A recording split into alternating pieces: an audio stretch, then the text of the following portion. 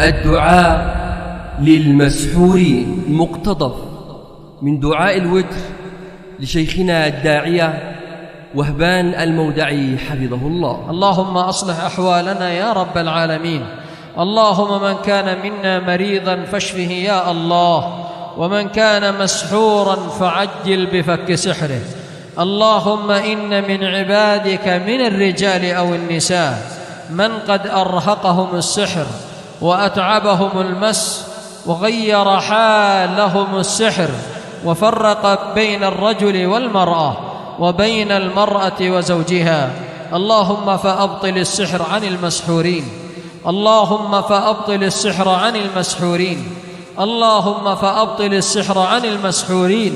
اللهم عجل لهم بالفرج. اللهم عجل لهم بالشفاء. اللهم عجل لهم بالشفاء. اللهم عجل لهم بالشفاء. اللهم إنهم عبادك وقد ابتلوا فارفع عنهم ما هم فيه من البلاء من السحر أو العين أو المس يا سميع الدعاء. اللهم ارفع عنهم ما حل بهم. اللهم ارفع عنهم ما حل بهم.